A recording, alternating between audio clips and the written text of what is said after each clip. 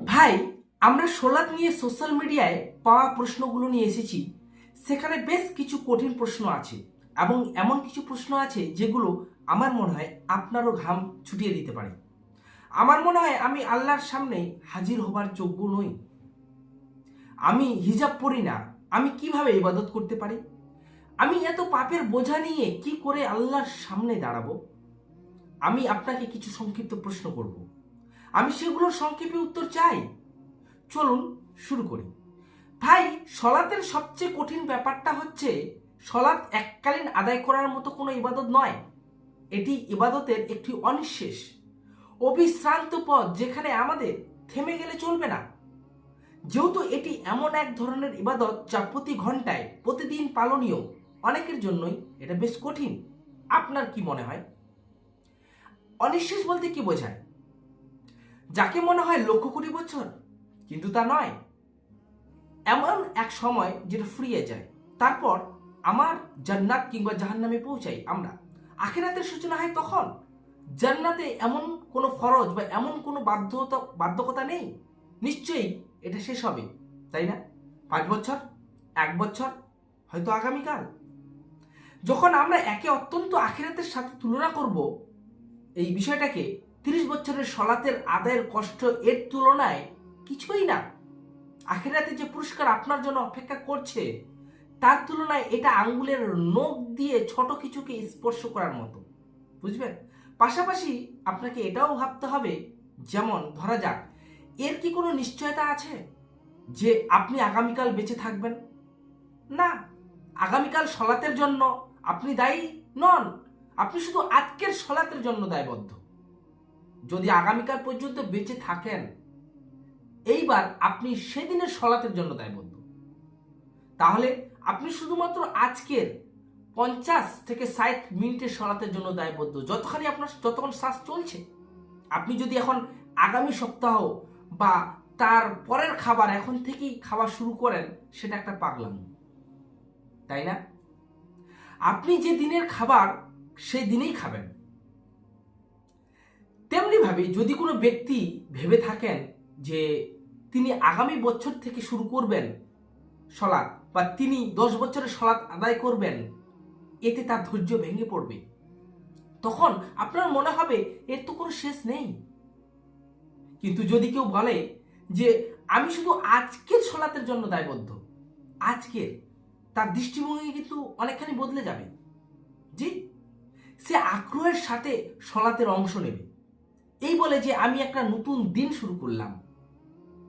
আমার আত্মা, আমার হৃদয়, এদের আত্মাধিক রসদ প্রয়োজন।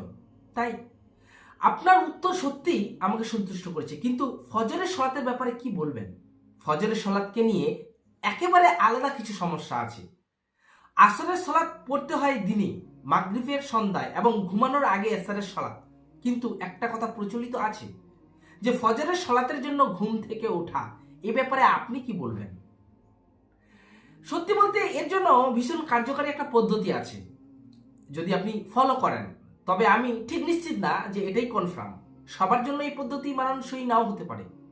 আমি যদি সকালে ফজরের সলাত আদায়ের যারা যারা উঠতে চান, ঘুমাতে যাবার আগে 1 লিটার পানি পান করুন। জাস্ট এটা আমি একটা উপদেশ দিচ্ছি। আপনি ভীষণ সহজে সকালে জেগে উঠতে পারবেন ভীষণভাবে।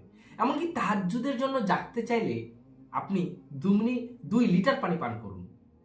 আত্মাধিকতা পদ্ধতি হচ্ছে এরকম। দৃঢ় বিশ্বাস থাকাটা সবচেয়ে বড় ফ্যাক্টর। ম্যান হচ্ছে দৃঢ় বিশ্বাস থাকাটাই ম্যান ফ্যাক্টর।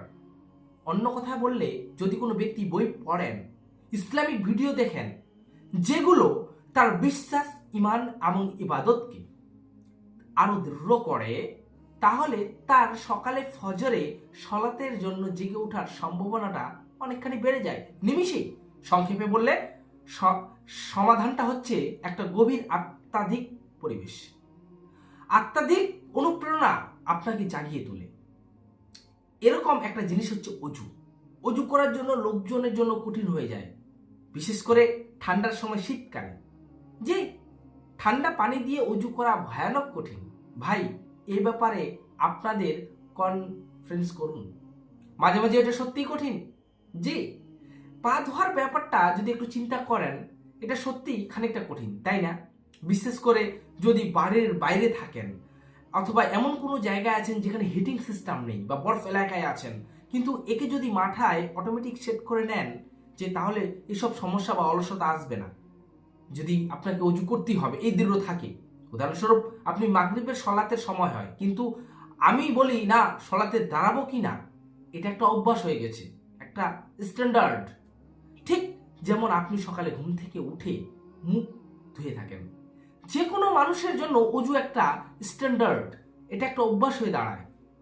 বিশেষ করে তিনি যদি অনেক দিন ধরে করতে থাকেন তাহলে আপনাকে মনে হবে যে ঠান্ডার সময়ও আপনি যদি পা দিয়ে অজু করেন পাতে বা হাতে, তাও আপনাকে মনে হবে সেরকম কষ্ট আপনি অনুভব করবেন না। তো অজু করতে কষ্ট হওয়া এটা একটা স্বাভাবিক, আপনাকে সলাৎ আদায় না করার কারণও নয়, তবে এটা সলাৎ না আদায় করার কারণ নয়। আমাদের রাসূলুল্লাহ সাল্লাল্লাহু আলাইহি সাল্লাম বলেছেন যে কবরের ফজরের সলাতের 2 রাকাত সুন্নত সমগ্র পৃথিবীর এবং এর মধ্যে যা কিছু আছে তার চেয়ে উত্তম। সহিহ মুসলিম। সুবহানাল্লাহ, ফজরের সলাতের 2 রাকাত সুন্নাহ সমগ্র পৃথিবী এর মধ্যে যা কিছু আছে তার থেকে উত্তম। আপনি যা করেছেন এর বিপরীতে প্রাপ্য পুরস্কারের কথা যখন ভাববেন সমগ্র অলসতা উড়ে যাবে। ধরুন আপনি যদি আপনাকে বলি যে আমি আগামী 40 দিন ধরে বডি বিল্ডিং করব, আপনি এমন একজন মানুষ যার বডি বিল্ডিং পছন্দ না, তো আপনি বলবেন দুঃখিত ভাই, আমি আসলে এটা করতেই চাই না। কিন্তু আমি যদি আপনাকে বলি যে 40 দিন আপনি এটা করেন, বিনিময়ে আপনাকে আপনার ফেরারি দেবো, মানে আপনার একটা গাড়ি দেবো পছন্দের, আপনি তো করবেন, অবশ্যই করবেন।